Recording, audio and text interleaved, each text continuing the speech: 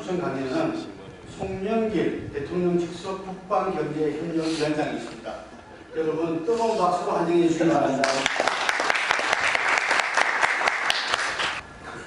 오늘 아침 뉴스 보니까 트럼프 대통령이 드디어 푸틴과 정상회담을 하기로 합의했다는 겁니다. 그때 볼턴 보좌관이 그때 저희가 갔을 때 러시아를 하겠다는 걸 바로 들었는데, 그래서 제가 계속 주장해왔던 건데 잘 된 게 아닌가 생각합니다. 아시다시피 그 트럼프가 지난 대선 때 오바마를 비판하면서 여러분 그 시리아 문제에 대해서 너무 오바마가 지금 중심을 못 잡고 있다 이런 비판을 했습니다. 아시다시피 오바마 정권이 아사드 정권을 무너뜨리겠다고 반군을 지원했는데 그 반군에서 IS라는 새로운 또 반군의 반군이 나오다 보니까 서로 간에 논쟁이 되면서 이게 주적이 IS인지 아사드인지 구분이 안 되는 혼란 상태에 미국이 빠지게 되었습니다. 이에 대해서 트럼프는 명확하게 IS를 고립시켜서 집중해야 된다 이런 원칙을 가지고 트럼프와 푸틴이 사실상 아사드 정권을 용인하면서 IS에 집중하면서 IS를 세력을 격퇴시켰습니다. 그리고 트럼프는 이라크전을 반대했습니다. 그래서 제가 미국 가서도 보니까 지금도 부시하고 가문이 사이가 안 좋은 이유가 이라크전을 그때 강력하게 반대했습니다. 어리석은 짓이라고. 그래서 저는 이번에 트럼프와 김정은 간의 6.12 북미 정상회담이 그냥 나온 게 아니라 트럼프 책을 다 읽어보면 왜 이라크전을 반대했는지 쭉 자신의 철학이 나와 있습니다. 간단치가 않은 논리입니다. 그래서 부시 가문과 사이가 안 좋아서 부시가 지난 대선 때 자기 동생 잭 부시 플로리다 지사가 경선에 나와서 서로 간에 싸움을 하는 바람에 좀 스트레스 받는 것도 있었겠지만 어찌됐든 힐러리를 지지를 했습니다. 그래서 지금까지 사이가 안 좋고 빅터 차가 주한미 대사로 내정됐다가 취소된 이유도 저는 코피 전략을 반대했기 때문이다 이런 논란이 있지만 시차가 안 맞고 제가 판단할 때는 조지 부시 사람이었기 때문에 틸러슨이 혼자 자가발전한 거고 트럼프가 안 된다 하는 게 아닌가 저는 이렇게 추정을 하고 있습니다. 그래서 그런데 이번에 사실 러시아 스캔들 문제 때문에 뮬러 특검이 있어가지고 계속 맥케인이나 민주당의 공격을 의식해서 지금 미러 간의 관계가 오히려 계속 최악으로 냉전으로 최악으로 악화되어 있었는데 이번에 그걸 정상화시키려는 정상회담이 협의된 것은 저는 잘한 일이다. 그리고 러시아와 미국이 계속 지금처럼 핵무기나 전략 무기에 대한 감축 협정을 하지 않고 무기 경쟁을 하는 것은 세계 안보에 좋지 않은 것이라고 보기 때문에 잘한 것이다. 저는 미국에 가서 이런 이야기를 했습니다. 계속 미국이 러시아와 중국을 똑같이 이렇게 밀어붙이면 러시아 중국이 공산주의 때도 이러지 않았는데 역대 최대의 밀월 관계를 지금 가지고 있고 중국의 경제적 파워와 러시아의 핵무기 기술과 그다음에 미사일 최첨단 군사 기술이 결합하게 되면 훨씬 미국의 전략적 이익을 위협하게 될 것이다. 이런 지적을 저는 한 바 있습니다. 그런 거에 대해서 잘한 게 아닌가. 특히 저희 같은 국방경제 입장에서는 지금 크림반도 합병 때문에 러시아에 대해서 EU와 미국이 지금 경제 제재를 심하게 가하고 있어가지고 러시아하고 경제 협력하는데 여러 가지 제한 요소가 많습니다. 저희가. 그래서 지금 북한도 북핵 문제로 제재를 하고 있는데 러시아도 역시 크림반도 합병 문제로 제재를 하고 있어서 북방 경제를 풀어가는데 이중의 제재를 지금 돌파해야 될 그런 상황이라서 저는 반갑게 생각이 드는데요. 문재인 대통령이 러시아 블라디보스토크에서 열린 동방경제포럼 기조연설을 통해 신국방정책 구상을 밝혔습니다. 동북아와 이게 작년 블라디보스토크에서 열렸던 동방경제포럼에서 우리 문재인 대통령이 이어졌던 모습입니다. 이경희 기자. 동방경제포럼이 이제 올해 문재인 대통령은 4회째인데요. 고향 부산을 언급하며 러시아의 친근감을 표했습니다. 2015년에 시작해서 16년도에 박근혜 대통령이 참석했고 작년에 문재인 대통령이 참석했습니다. 한들을 흔하게 볼 수 있고 러시아방 걸레가 바로 요구르트 깨비를 맛볼 수 있습니다. 이때는 정상이 바트툴과 공고 대통령 아베 신조 우리 문재인 대통령 푸틴 4분 정상이 참석했고요. 양국이 함께 독고산 경험은 더 큰 발전을 중국은 왕량을 보냈습니다. 문 대통령은 그러면서 강력한 경제협력 의지를 담은 신국방정책 비전을 공개했습니다. 양국 간의 이른바 9개의 다리를 놓자는 것으로 가스, 철도, 전력, 도선, 일자리 등 9개 분야에서의 동시다발적 협력 구상을 담았습니다.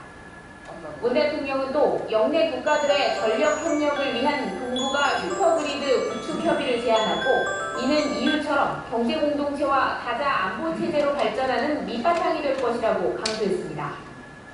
러시아의 에너지 슈퍼그리드 구상이 몽골 공사막의 풍경, 태양광과 함께 거대한 슈퍼그리드로 결합하면 동북아시아는 세계 최대의 에너지 공동체를 형성할 수 있습니다. 문 대통령은 극동지역 개발 협력이 북핵 문제의 근원적 해법이 될 수 있다고도 주장했습니다. 동북아 국가들이 극동에서 경제 협력에 성공하는 모습을 보면 북한도 이에 참여하는 것이 이기움을 깨닫게 될 것입니다. 이를 위해 남한과 북한, 러시아 간에 논의되어 온 삼각 협력 사업 가운데 한러 양국이 할 수 있는 것만이라도 우선 시작하자며 북한도 조속히 핵을 포기하고 동참하길 희망한다고 말했습니다. 연합뉴스 TV 이경입니다. 마지막 김일성 배치 보인 게 북한 대표단 6명이 참석했습니다. 참석했고요. 이제 올해 9월 12일 날 4차 동방경제 포럼이 열릴 예정인데 현재 푸틴 대통령이 정상회담 때 제가 배석을 했는데 말씀할 때 시진핑 주석과 지금 바트툴카 몽고 대통령, 아베 신조 일본 총리 세 사람이 참가를 확정을 했습니다. 그러니까 지금 이제 우리나라 대통령께서는 이낙연 총리를 보낼까 대통령이 직접 참석할까 아직 결정이 안 된 상태였는데 일단 시진핑 주석이 온다면 제 생각에는 김정은 위원장 참석 여부와 상관없이 참석할 수밖에 없지 않을까 이렇게 예상합니다.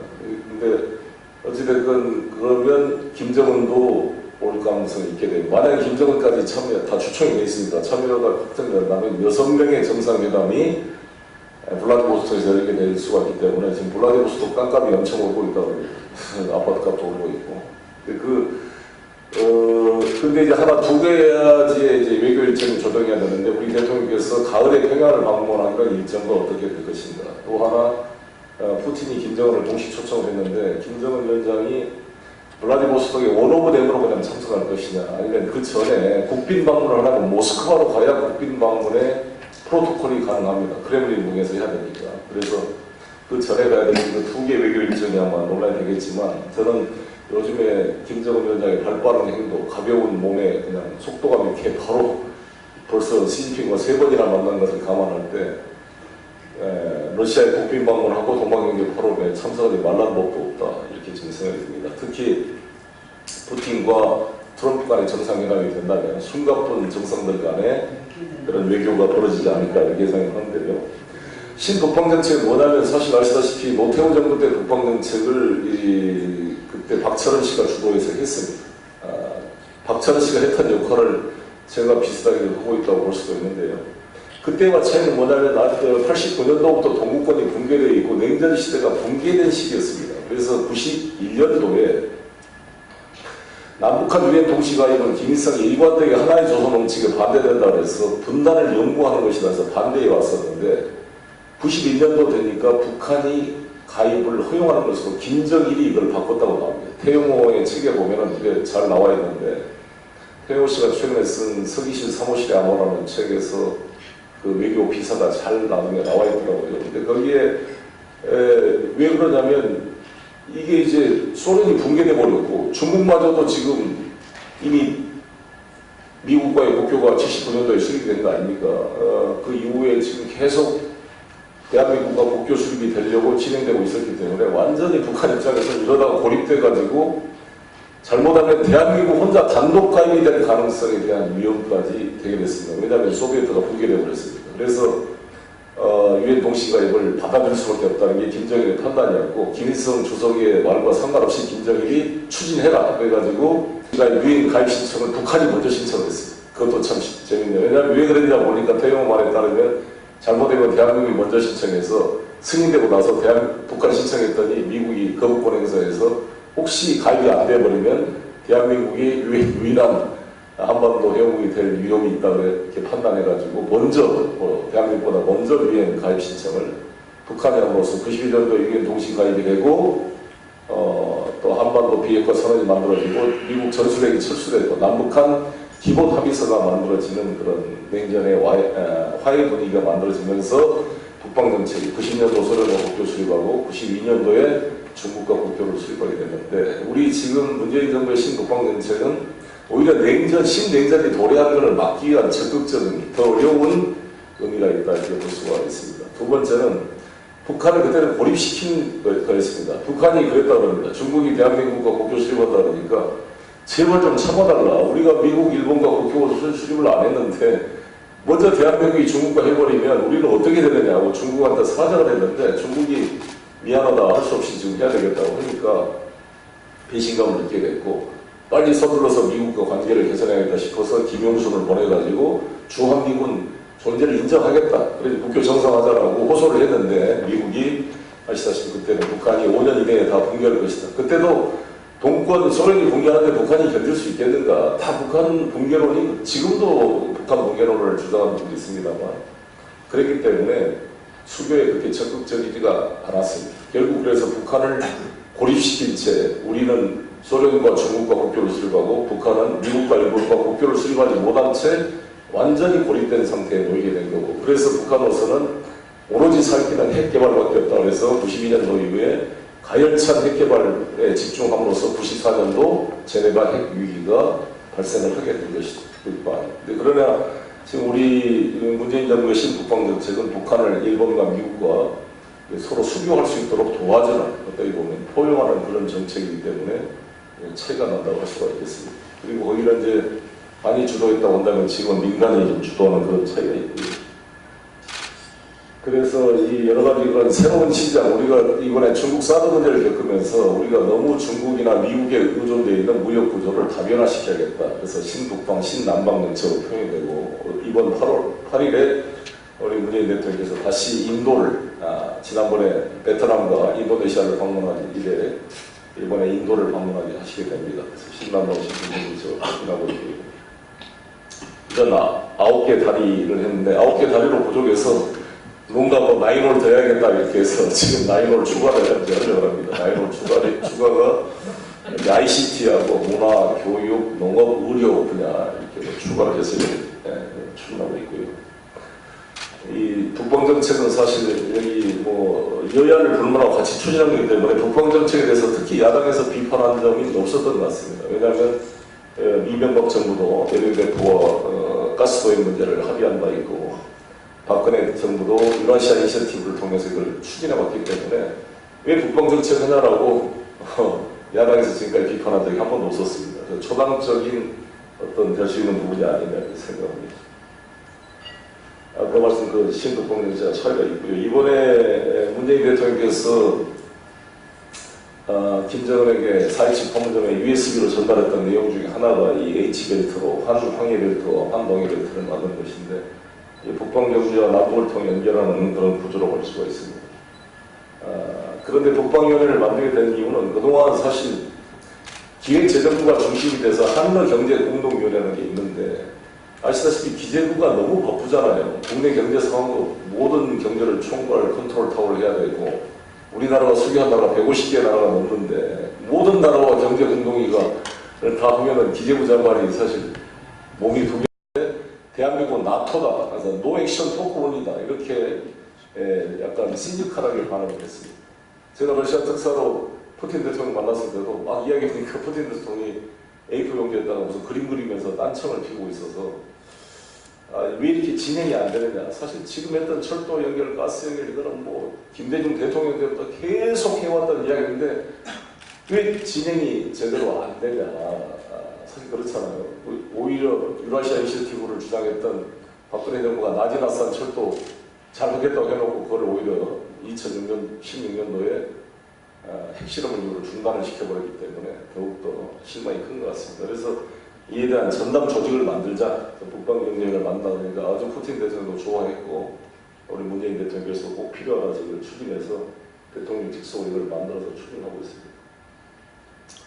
러시아는 땅이 1700만 스퀘어킬로미터니까 우리나라 남한 영토의 170배입니다. 지금 중국이 960만 스퀘어킬로미터니까 중국이나 미국이 크기가 비슷한데 우리 남한 영토의 96배거든요. 이걸 170배가 되니까 세계 최대 영토고 어마어마한 영토인데 인구는 1억 4천만 밖에 안 삽니다. 그래서 그 인구도 80%는 우랄산맥 좌측 서부 쪽에 살고 있고 이쪽 동부 쪽은 거의 20%밖에 안 살고 특히 우리 극동강우라고 할 수 있는 이 연해주, 하바롭스크, 캄차카스키 이런 이 마가단주 이쪽은 총 640만 스퀘어킬로미터니까 남한전부터 64배인데 인구가 630만 명밖에 안 삽니다. 우리 인천 인구의 2배밖에 안 살기 때문에 호랑이들이 주로 많이 살고 있고 그래서 여기가 우리가 많이 이거를 좀 같이 경영을 해야 되지 않을까 생각이 들고요. 유라시아 연합과 되는데 주요 전략은 이제 중국의 1대1로 구상과 같이 신남방 정책과 연계하는 건데요. 중국이 1대1로를 시진핑이 2013년도에 카자흐스탄 대학에서 발표한 이래 계속 그 내용을 풍부하게 더해왔는데 1대1로라는 게 원벨트 원로드잖아요. 하나의 그 실크로드 하나하고 그다음에 21세기 해양 실크로드라고 해서 샤먼에서부터 출발해서 명나라한테 정화가 갔던 북아프리까지를 해양 실크로드라고 그러고 그냥 그 실크로드 벨트는 그 자기 고향인 시안에서 출발해서 중앙아시아를 통해 유럽으로 가는 걸 해놨고 이쪽 우리 한반도 쪽은 배제를 시켜놨습니다. 중국이. 그래서 우리가 끼어달라 그러면 별 소극적인 태도를 취해왔었는데 이번에 저희가 적극적으로 좀 노력을 하고 또 북핵 문제가 풀려가니까 요즘에는 1대1로와 우리 신남방 북한과 적극 결합하자 이렇게 좀 태도가 북한이 바뀌고 있습니다. 그래서 푸틴의 신동방 정책, 시진핑의 1대1로 정책, 우리 문재인 대통령의 신북방 정책이 연해주에서 3자같이 결합을 해보자 이런 게 우선이고요. 거기에 더해서 1도 1선을 제가 추가로 얘기하는데 1도는 북극 항로를 이야기하고 1선은 슈퍼그리드 전력망을 연결을 의미합니다. 그래서 같이 좀 결합을 시켜보자 것이고요. 시진핑 주석 그 한중 정상회담 때 제가 수행해 가서 팔꿈치를 제가 만져줬어요. 그 왕이 부장이 우리 대통령 등 두드렸다고 결례 아니냐 이런 논란이 있어가지고 저도 이렇게 팔꿈치를 만져줬는데 내가 물어봤어요. 왕이한테 기분 나쁘냐 이렇게 기분 안 나쁘다고 좋았다. 왕이 부장이 이게 다리를 꼬고 있어가지고 저도 다리를 꼬고 다리가 되게 아팠습니다. 다리를 안 꼬면 4대 외교라고도 막 야간에서 뭐라 그러고 중국은 마주보지 않고 이게 옆으로 보니까 되게 허리가 아파요. 불편하고. 그래서 이번에 이제 AIB 총재 진리춘인데요. 이게 아시안 인프라스트럭처 인베스트먼트 뱅크라고 이게 소위 약 지금 700억, 800억 달러 정도 아마 펀딩이 됐을 겁니다. 80개국 정도가 참여하고 있는데 우리나라는 4% 지분을 참여하고 있고요. 우리가 이 부총재를 박근혜 정부 때 그 서강대 교수 홍보죠. 그분이 맡았다가 지금 자리를 뺏겨버렸습니다. 문제가 생겨가지고. 이분한테 이제 북한 인프라 지원할 수 있느냐 AIB가 물어봤더니 AIB 회원이 되려면 IMF 회원에 한해서 AIB 회원이 될 수가 있고 그 회원국에 한해서 지원이 가능한데 북한은 회원국이 아니다. 그러나 이사회 결의가 있으면 회원국이 아니라도 지원이 가능하다. 그래서 비핵화가 되면 지원할 수 있다 이런 이야기를 저 듣고 왔습니다. Mr. Chairman, you're leading your country's first 이거는 presidential 그 committee 제가 on the CCTV에 자칫 저번 달에 가서 And what exactly is President Moon Jae-in's New Northern Economic Policy? So President Moon Jae-in is a strong philosophy to connect Russia and Mongolia, the Central Asia country and China to connect the economic cooperation. Through the economic cooperation, so the extent of Korea, the market, also the invitation, interpretation. As an economic cooperation framework, the New Northern Policy aims to ease tensions on the Korean Peninsula through economic cooperation. Tell us how it works. Surrounding the North Korean issue, and China and Japan is the conflict between the Sea Road and so the East China territory, and also Russia and the annexation of the Crimea Peninsula, where the European Union and the United States and imposed strong sanctions. Our country, we are between China and Russia and Japan and the United States, a very difficult situation. So how can we compromise between two powers? So we are the only political measures to economic cooperation. How do you comment on the signs of withdrawal in relations to the Korean Peninsula? And what is the 중국 소유론 패싱에 대해서 아주 걱정이 항상 많은 것 같습니다. China's role is very critical. Recently, the United States and North Korea direct talks is some kind of put aside China and there is some kind of analysis, but I don't agree with this opinion. Because for the time being is North Korea and South Korea some conference after that, and the United States and North Korea the direct talks. But this China consistently urged this kind of direct talks is very critical to solve the North Korea nuclear issue. Reason why the North Korea nuclear is based on through the United States relationship. But after that is the very critical role in China and Korea and Russia. We can rebuilding North Korea economy and revitalize the infrastructure of North Korea. And the normal state they can induce only the capability is China and Korea and Russia. So the recently the Xi Jinping, the president of China is invite and in general is very good, I see. Thank you very much, Mr. Chairman. Thank you for your time. 제가 이것은 이제 그 1대1로와 우리 북방 정책과의 상호 결합 문제를 좀 강조하게 제가 공항 TV에 출연해서 했던 내용을 한 3분 정도 전. 在去年5月份，他曾经担任韩国总统国在任特使，前往到俄罗斯。而此时此刻， 한 3억 명이 시청했다는데 공항 TV 국경 지국에서 제가 经济合作委员会第一任的委员长是韩国商务 토론에 总 참가했습니다. 理级的，热烈掌声来欢迎我们的特别嘉宾宋永吉委员长，掌声欢迎宋委员长。我同意。现在你们知道，俄罗斯、中国、美国、日本军事进展很高潮的新冷战的来到，我想怎么办法的防止这样的新冷战？所以新北方政策经济协议的我应该介绍的军事进展，包括了朝鲜。北方政策的时候呢，摆出了朝鲜，韩国征召中国、俄罗斯，但是朝鲜不会接召的日本、美国，这个不利。没有办法的保障朝鲜的国家安全，为了开发的核武器。现在新北方政策是我们提供的经济协议，我提供的国家安全的拉起了核武器，包括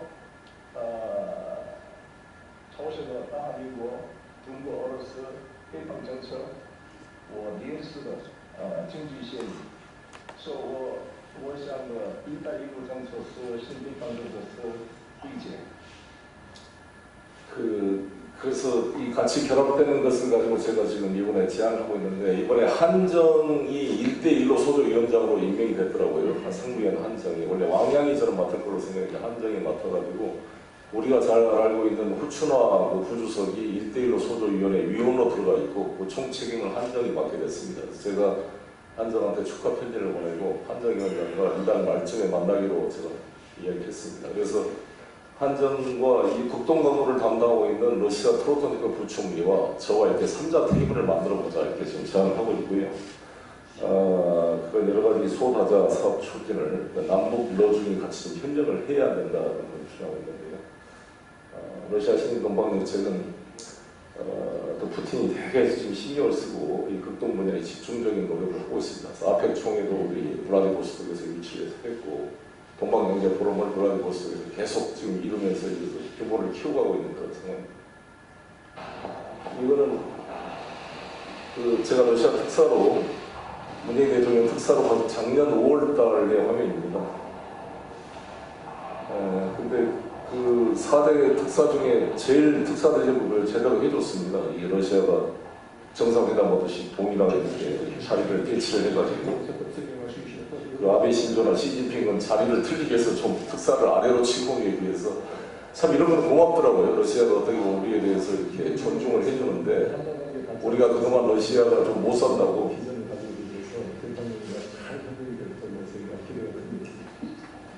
KBS가 찍기만 하고 방송을 안 해줘서 AP를 가져왔습니다.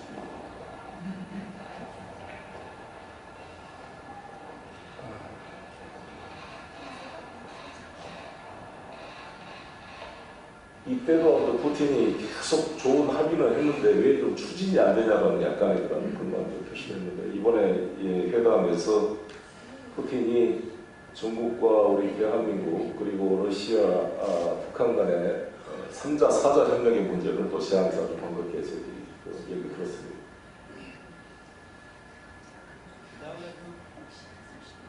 그래서 이번에 4.27 회담이 드디어 만들어졌고 4.27 회담에서 철도 연결 문제가 합의가 돼서 이번에 어제 각 우리 국토부의 철도 문제 협의는 잘 된 것 같고요. 특히 이제 이번에 6.12 정상회담이 잘 됐는데 6.12 정상회담 이후에 후속 조치가 지금 안 되고 있어서 약간 좀 불안한 상황입니다. 어떻게 보면. 그래서 빨리 저는 마크 폼페이오가 제3차 방북을 해가지고 북한의 비핵화 조치가 구체적으로 진행이 되면서 이 경제 제재도 일부라도 좀 해제가 돼서 경제 협력이 같이 자존심이 있기 때문에 경제 제재 해제하고는 상관없다 이렇게 오히려 완전히 이거는 국가 안보 대 안보의 문제이기 때문에 비핵화와 자신들의 평화협정, 안전보장, 북미관계 정상화 이 문제만 집중 논의를 하고 있습니다만 실제 또 말을 못하지만 내심은 경제협력을 간절히 바라고 있는 게 사실입니다. 근데 왜 경제 제재를 하나도 안 풀어지냐에 대한 불만이 있는 것 같고 그래서 이제 중국이 그 틈을 노리고 비핵화만 합의한다면 절차상의 과정에서 미국과 약간 견해가 차이가 있더라도 우리는 당신들을 지지하겠다 이렇게 아마 중국에서 이렇게 입장을 표명하고 있는 게 아닌가. 실제 지금 북한의 국경 무역이 완전히 느슨해졌고 많은 이제 구멍이 뚫리고 있다라고 미국 언론에서 지적한 것처럼 많이 국경의 밀무역들이 완화되고 있는 것으로 보여집니다. 그래서 이런 상황을 어떻게 관리할 것인가 고민인데 이게 좀 신속한 조치가 이루어져야 되지 않을까. 그래서 볼튼과 폼페오가 이번에 발언했는데 또 추가적인 조치가 있지 않을까. 이번에 7월 27일 날이 우리가 휴전협정 68주년이 되는 65주년이 되는 해입니다. 그래서 저는 7월 27일 전에 뭔가 종전선언이나 좀 구체적 방안이 나오지 않을까 이렇게 기대를 하고 있고 그렇게 해야 되지 않을까 생각합니다. 트럼프 대통령이 오히려 지금 공격을 받고 있는데 저는 뭐 부족하지만 트럼프 대통령이 계속 트위터로 잘하고 있다고 지금 보지는 않겠지만 이제 나중에 만날 때 제가 한번 보여주려고 계속 칭찬을 하고 있습니다. 예를 들어서 잘하면 노벨상 받으면 He deserves all the Nobel Prize도 써주고 뭐 폼페오 인준해라에도 써주고 뭐 서포터 미스터 트럼프 이렇게 생일 축하 사진도 제가 보내줬습니다. 트럼프 생일이 4월 14일인가 됐거든요. 빈센트 브룩스가 이번에 임기를 마치고 가는데요. 이분이 아주 인텔리전트하신 분이고 맥스 썬더 훈련 때 과연 한미 합동 훈련이 이 북미 협상 이후 관계 어떻게 돼야 될 것인가 문제를 상기했는데 상당히 탄력적이고 우리나라에 대한 애정이 많고 우리나라 애국가를 다 부를 줄 알고 모든 미군 장성들로 하여금 한국말로 자기를 소개할 정도의 한국말을 배우도록 계속한 아주 훌륭한 분인 것 같습니다. 그리고 흑인 혼혈 출신으로는 최초로 웨스트포인트 생도 대장이 된 사람이고 마이크 폼페오 웨스트포인트 선배이기도 합니다. 그래서 이제 가시기 전에 한번 우리 국회 초청해서 이 국회의원들 모셔서 조찬 강연을 하려고 하는데 우리 윤관석 최고위원 도와주시고 이해 논의 꼭 참석해 주십시오. 한번 본인이 한번 유엔 사령부의 역할에서 한번 우리 국회의원들한테 설명을 좀 하고 싶다고 하시더라고요. 그래서 한번 조찬 모임을 모시겠다 이렇게 약속을 했는데 아주 지적인 능력이 뛰어난 분이고 아주 잘생겼고 어떤 오바마 같은 느낌 또 오바마보다 뛰어난 지적 능력 이런 인문학적 소양이 있는 분으로 제가 느낌을 받았습니다. 한번 꼭 모시고 싶고요. 이제 마샬 플랜, 북한식 마샬 플랜이 필요하다 그래서 원산항을 개항한다 이런 말이 나왔는데 그런 그 제안으로 저희가 이제 제가 우리 윤관석 의원님과 같이 인천시에서 일할 때 제안했던 거기도 합니다. 이 인천을 홍콩 같은 역할을 하고 개성을 신천, 해주를 광저우 같은 역할을 해서 주강 삼각 지역이 광동성에서 출발해서 그게 개혁개방, 소위 그 등소평의 79년도 남순 강화 이후에 92년도죠. 이렇게 된 것처럼 우리도 이렇게 삼각 클러스터를 만들어서 경제협력 무역지역을 만들어보자는 게 이렇게 부산입니다. 해상해주 인천 삼각벨트 이거를 문재인 후보께서 공약으로 채택을 해주셔가지고 중요한 지금 내용으로 들어가 있는 상황입니다. 이게 지금 주간 삼각지역 아시다시피 홍콩과 선전과 주하이, 광저우, 동관 이런 삼각지역 이렇게 해서 러시아 전방 정책과 같이 연결시켜서 한번 해보자는 것입니다. 이것은 제가 이제 깅그리치를 만나가지고 작년 10월에 전쟁 전에 왜 북미 정상회담이 가능한지를 제가 나름대로 죽으라고 돈도 안 받고 북한을 입장을 제가 변론해서 설명했던 내용의 한 문제에 한 3분 정도 물어봤습니다. What's your view? Because I know you've been looking at northern economic development. What's your view? 뉴턴 깅그리치가 일관되게 트럼프를 지지했던 사람이라 트럼프의 힘을 받고 있는 사람입니다. As you know, Kim Dae-jung, Roh Moo-hyun, we are succeeding this policy and so-called second policy. But some kind of is also in the short time that we can more revise them to compensate this policy, more improve the policy. But nowadays we are close collaborating with Mr. Trump and we have all options on the table. National President to prevent more the provocation of the president of different presidents. But finally, we have to use, military option is very dangerous. Electorally, it is costly. Be casualty so collateral damage. So how can we use this in favor? The first time we are through Russia and most of the area we have to collaborate cooperation and level. I wanted to suggest to Mr. Trump we can have those cooperation. It's quite different in Middle East. Because the Middle East is very, very deep.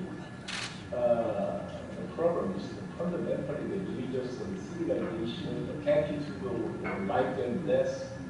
Many extreme Islamic groups they work, but North Korea is a computer society, very realistic society. They want to live in the world, but we can induce persuade them step by step. So are you comfortable that there could be a stable North Korea for the next 30 or 40 years? Could the system survive and be relatively peaceful for 30 or 40 years? We are very concerned if we are strong pressure. They have no hope, no their frustration and escalate with the attacks and cause some problems with the country. So we should press, but we give some small gate, so not just not implode. So how can it where the management be? 지금 5개 이제 이렇게 좀 해서 저 북미 간의 관계가 좀 풀려가는데 이 9개 다리 구조는 저희가 가스는 지금 가스 도입을 우리가 3,400만 톤 도입하고 있는데 러시아에서 지금 200만 톤 도입하고 있습니다. 이걸 좀 추가로 할 생각이고요. 지금 사할린에서 지금 도입을 하는데 LNG 가스는 지금 가스가 리퀴파이드 내추럴 가스하고 컴프레스드 내추럴 가스 그다음에 파이브라인 내추럴 가스가 있는데 이론상으로는 PNG 형태로 바로 게 값이 쌉니다. 왜냐하면 기체 상태로 되어오니까. 그런데 LNG로 오면은 이걸 액화를 시켰다 다시 기화를 시켜야 되니까 비용이 한 40%가 추가됩니다. 그런데 그 길이가 2,000km 넘으면은 파이프 건설 비용이 더 많이 되니까 비싸지는데 2,000km에서 한 3,000km 사이는 PNG가 훨씬 싸게 먹혀서 우리 사할린에서부터 우리까지는 한 2,000km가 안 되기 때문에 PNG가 이론상으로 훨씬 한 30-40% 이상 정도의 코스트 다운이 되는 강점이 있는데요. 이걸 아무튼 추진하기 위해서 이명박 대통령 때 아시다시피 메드베데프하고 MB 대통령이 가스를 2015년부터 30년 동안 45년까지 매년 100억 큐빅미터씩 한 750만 톤 됩니다. 이거를 수입하기로 합의를 했었는데 거의 하나도 실행이 안 됐죠.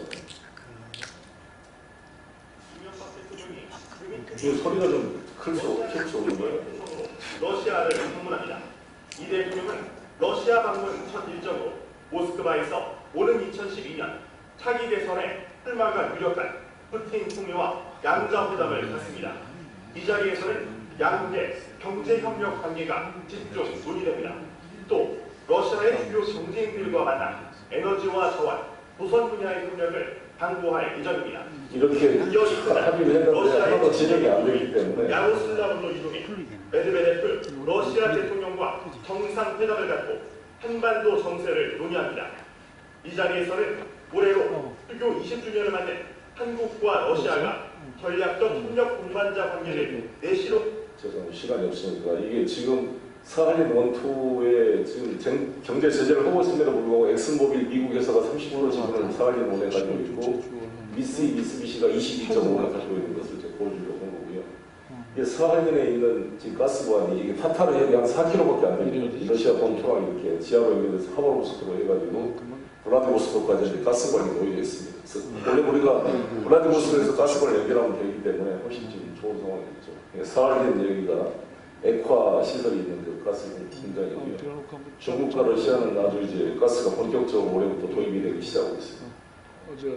이번에 대통령께서 가서 합의한 게 야말 LNG인데요. 야말 LNG는 사할린과 달리 이 바다 속에서 캐는 게 아니라 땅에서 캐내기 때문에 훨씬 싸게 먹힙니다. 그리고 마이너스 160도로 이렇게 가스를 압축해서 LNG를 만드는데 그럼 부피가 600분의 1로 줄어든다고 합니다. 그런데 여기 야만은 이미 마이너스 40도에서 출발하기 때문에 훨씬 카타르 같은 중동에서보다 액화 비용이 훨씬 싸게 먹힌다는 것이죠. 그래서 의미가 있고 또 이제 북극항로 개척하는 의미가 있고 아이스 브레이킹으로 북극항로 개척해서 가면 그 뒤에 컨테이너선이 따라가게 되면 비용 절감 효과도 커지더라고요. LNG가 오만에서 뚫고 간 길을 컨테이너를 싣고 뒤에 일반 화물이 따라갈 수가 있기 때문에 의미가 있어요. 그래서 이 야말 LNG 도입 문제를 지금 MOU를 체결해서 추진한다고 합니다. LNG가 이제 노바텍 캄차카에서 환전돼서 마치 아이젠 갈아 끼는 것처럼 아이스 브레이킹 딜리버리 실이 저기 캄차카에 와서 일반 화물로 달아가지고 그런 거죠. 이게 우리나라 최초로 만든 그 LNG 대우조선에서 만든 3,500원짜리입니다. 1호선 현재 지금 취약을 하고 있어서 운영되고 있는데 이 양반이 이제 야말반도를 제가 간 건데요. 노바텍 회장이 여기다 저 화면에 보이는 분이 미켈슨이라고 러시아 두 번째 부자인 이 친구예요. 97년생 유태인인데 이 노바텍과 야말2 북극 아틱2 사업을 전개하는 지금 2m 얼음을 깨고 가는 그런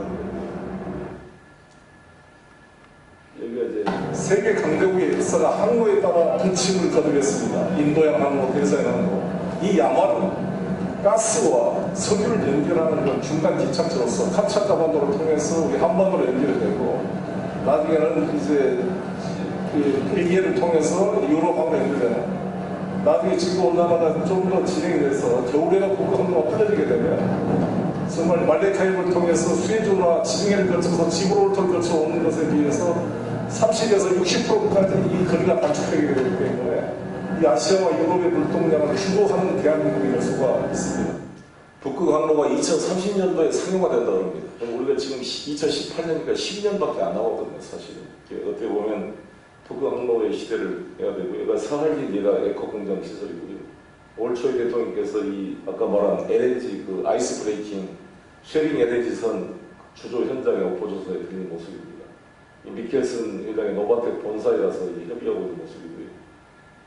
러시아는 한 82개 지방자치단체가 있기 때문에 이걸 8개 광구로 나눠서 지금 푸틴이 관리하고 있는데 우리가 관련된 극동광구 9개 주가 속해 있는 극동광구를 총괄하는 극동광구 겸 경제부총리 트로토니프입니다. 트로토니프가 사실 우리 북방경제위원회 파트너가 돼서 같이 활동을 하고 있고요. 가루시카 장관은 이번에 헤이기를 교체가 됐고 이분이 이제 볼로딘이라는 그 러시아 하원 의장입니다. 64년생인데 나중에 이해훈 한번 소개해 줄게요. 같이 비슷한 또래에서 저하고는 친구로 잘 지내고 있습니다.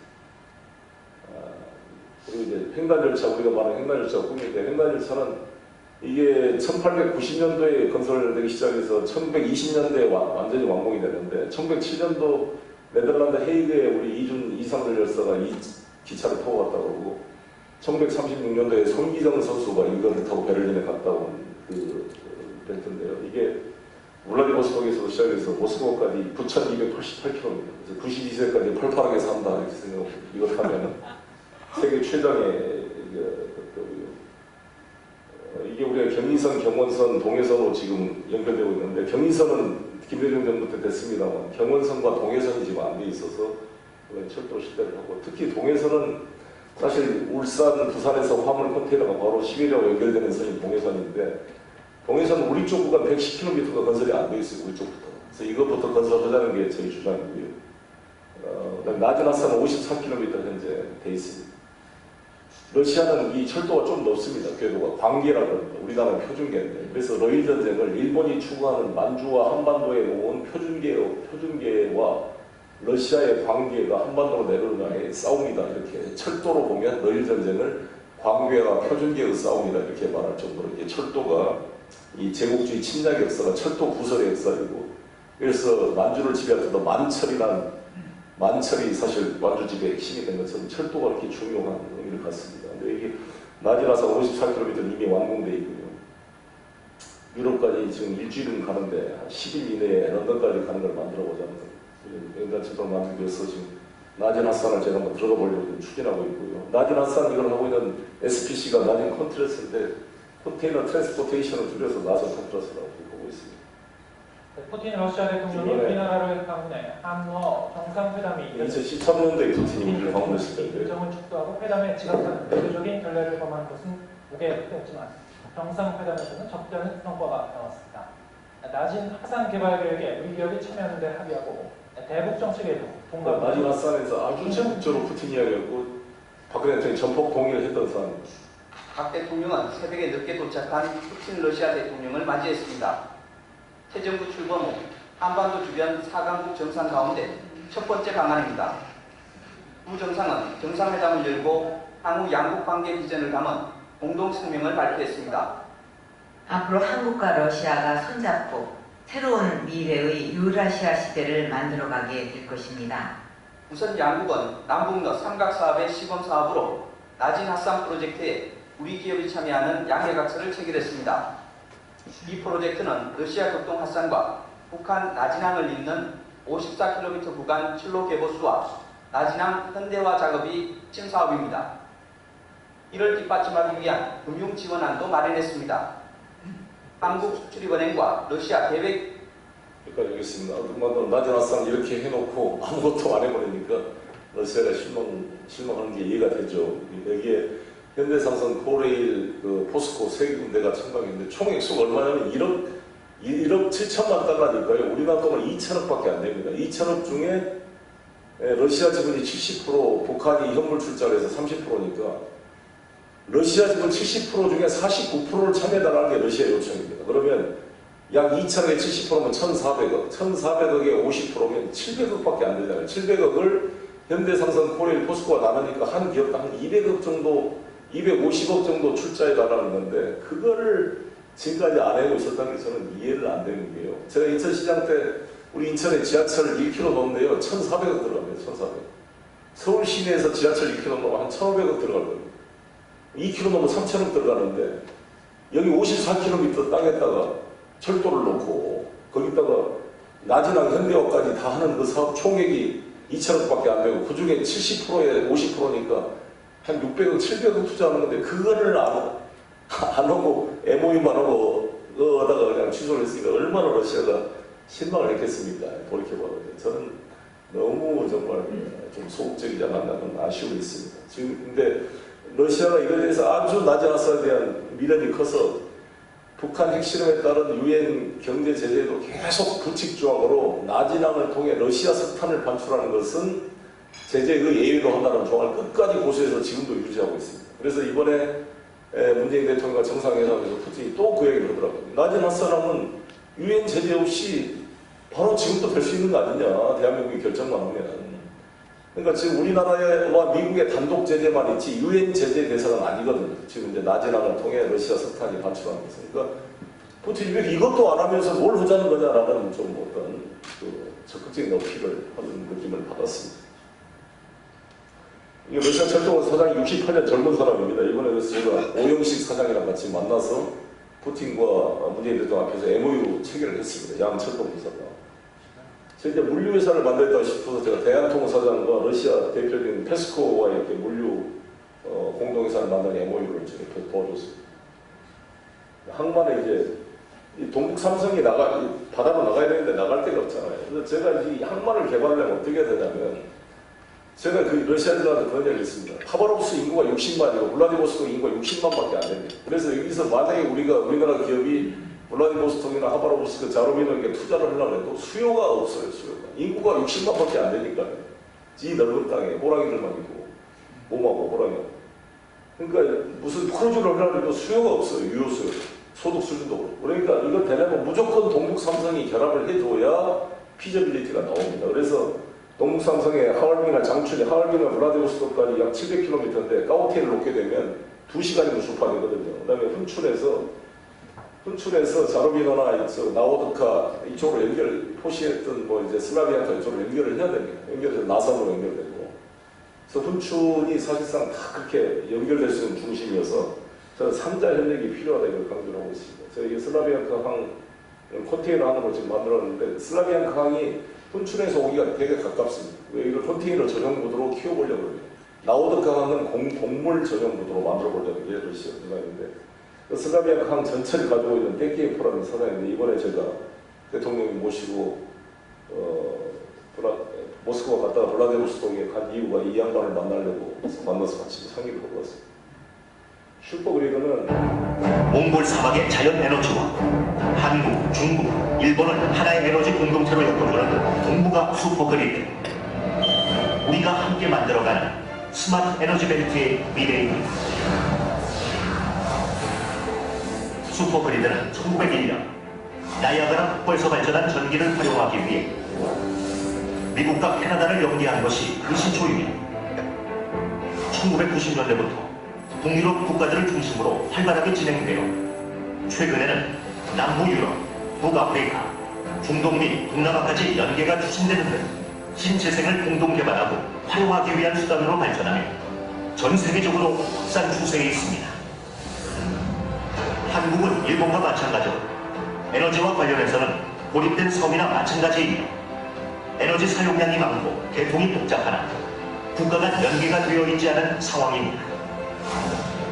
국가 간 전력 연계가 이루어진다면 몽골과 러시아의 풍부한 신재생 에너지를 효율적으로 활용할 수 있으며 미세먼지 저감 효과도 기대할 수 있을 것입니다. 또한 전력 공급의 안정화를 통해 국가 경쟁력 강화에 일조를 하는 한편 중국과 일본에도 충분한 전력을 공급하게 되는 이점도 있습니다. 특히 몽골에 있는 고비 사막의 신재생 에너지 잠재량은 연간 15,000테라와트-아워로서 한중일 3국의 전력 소비량을 모두 합한 것보다 2배 이상 많아 미래의 클린 에너지 밸리라고 할 수 있습니다. 시간이 없으니까요. 우리나라가 지금 2030년까지 재생에너지 비율을 20%로 올리겠다는 게 저희 국가 목표입니다. 그런데 그게 과연 가능할 것이냐, 회의적인 게 많습니다. 지금 우리나라 재생에너지 비율이 4%밖에 안 되는데 이걸 20% 올리려면은 어떻게 재생에너지를 주로 태양과 풍력에너지인데, 우리나라처럼 이렇게 평지가 없고 태양 일조량이 적은 나라에서는 태양에너지 발전이 쉽지 않을 뿐만 아니라 코스트가 너무 비싸고 바람도 일정하지 않아서 풍력 이용도가 대단히 제한적입니다. 그래서 이거를 할 수 있으려면 고비 사막의 풍부한 재생에너지를 이렇게 전력 계통을 연결해서 가져올 수밖에 없는 거거든요. 그렇지 않으면 지금 탈원전 시대라서 원자력을 하는데 큰 문제도 발생할 수가 있습니다. 우리나라 총 지금 전력 생산 캐파가 100기가와트이고 일본 250, 중국이 1300기가와트 정도 되는데요. 우리가 오리 원자력 오리코기 한 개가 1.4기가와트인데 두 개가 2.8기가와트인데 100기가와트 중에 2.8%라고 볼 수가 있죠. 근데 그런 거를 우리가 지금 전력 계통이 연결 안 되다 보니까 블랙아웃을 막기 위해서 약 평균 소비량의 20 내지 30% 예비 전력량을 보유해야 됩니다. 그게 비용이 많이 들어가는 거죠. 근데 만약에 전력 계통을 연결하는 것은 마치 우리 이 의원은 잘 아시겠지만 통화 수화하고 똑같습니다. 우리가 외환위기를 막기 위해서 환율 변동과 상관없이 일정 환율로 필요한 시기에 그 통화를 교환할 수 있도록 합의하는 것처럼 이 전력 계통이라는 것도 블랙아웃에 대비해서 우리가 수요가 극심할 때 옆에서 전기를 꼬우는 거죠. 전기를 꼬우려면 가방에 들고 올 수 없으니까 전선을 연결해야 됩니다. 그 전력 계통을 케이블을 연결하는 것을 슈퍼그리드라고 우리가 이야기합니다. 그래서 이 아시아 슈퍼그리드를 해보자. 그래서 이게 이제 우리 손정희 씨가 2010년도 후쿠시마 원전 사태가 나니까 자기 전 재산을 투자해서 슈퍼 이 그리드와 재생에너지 사업에 투자하겠다 해서 지금 재생에너지 재단을 만들어서 온 정성을 쏟고 있습니다. 사우디하고 협의해서 사막에다가 완전히 재생에너지로 운영된 도시를 만들겠다 이렇게 210조를 투자하겠다 이런 계획을 발표하고 있습니다.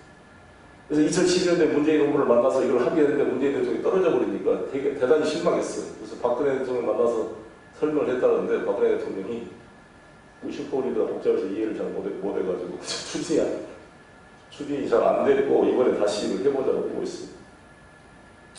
슈퍼그리드는 신경 혈관 같기 때문에 다 연결돼 있고 이런 에너지 협력이 고비상으로 연결돼서 풍부한 수력 같은 러시아 에너지 연결해보자. 제가 몽골을 가서 몽골에 한번 지금 소프트뱅크가 시범 시설을 투자를 해놨습니다. 현장으로 제가 가봤고요. 국가항로는 이제 얼음이 녹기 시작해서 이렇게 추진이 되면 우리나라가 중간 기착지가 될 수가 있습니다. 항로가 개천되면 해운이 개천되고 해운이 개천되면 배가 필요하니까 우리나라 조선 사람이 살 수가 있거든요. 이 북극 항로는 특별한 선박이 필요합니다. 이렇게 유빙에 부딪혀서 깨지지 않을 강력한 강판이 필요하고 이 수심의 높낮이가 있기 때문에 그거를 돌파해낼 수 있는 여러 가지 그런 특수한 시설이 필요한데 이것은 우리 대한민국 조선 기술이 할 수가 있고요. 말레카 협을 통해서 저기 소말리아 해적을 물리치고 저 모세 홍해바다를 거쳐서 이집트 애굽으로 해가지고 지중해로 집으로 오도록 하려고 하면 얼마나 복잡하겠어요. 근데 저기는 얼음만 깨면 이쪽은 할 수가 있는 거고요. 30% 이상 거리가 단축됩니다. 국가항로 하게 되면. 그런 해운 조선업이 같이 상생 발전할 수 있다는 것입니다. 지금 이 야말반도의 LNG선을 저희가 15척을 수주했는데 약 5조짜리입니다. 한 개 3,500원짜리인데요. 이거를 지금 추가로 15척을 발주를 하려고 합니다. 이게 1호선 발주한 모습이고 푸틴까지 참석을 했었습니다. 배후조선 해양이 사는 게 바로 이거라거든요. 그래서 조선업을 살려야 되고요.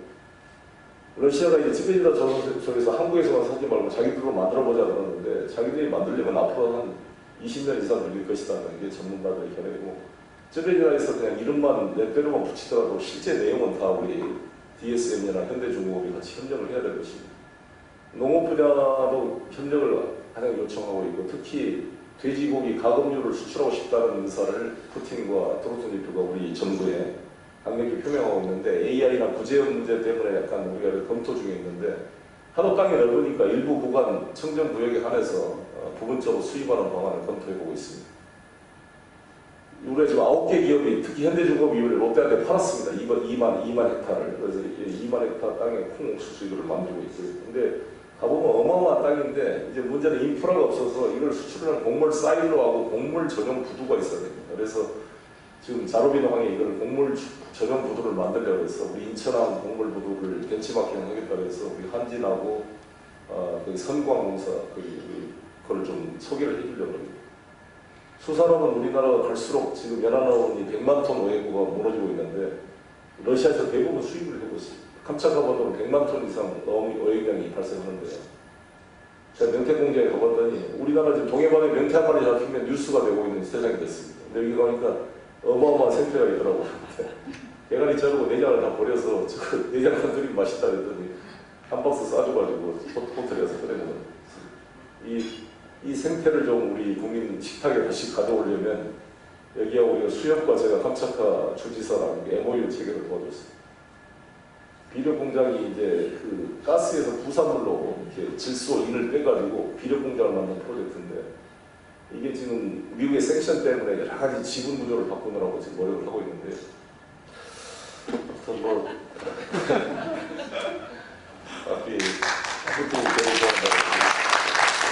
뭐 결론을 말하면 2차 세계대전이 끝나고 나서 유럽인들이 다시는 3차 대전을 일어나지 않게 하자고 막 해서 했던 게 루르 지방의 척탄 설강을 공동으로 공유하자는 척탄 설강 공동체를 만들어서 경제 협력을 통해서 나중에 유로피안 유니언으로 발전해서 정치적 공동체, 지금 단일 통합까지 만드는 EU가 탄생하게 됐습니다. 마찬가지로 동북아시아에서 서로 전쟁하는 군비 경쟁을 막고 가스, 전기, 통신 같은 이런 에너지 분야의 공동 협력을 통해서 경제적 상호구조 관계가 발전해 된다면 군사적 긴장이 완화되고 동북아의 어떤 정치적 공동체로 발전해 갈 수 있지 않을까.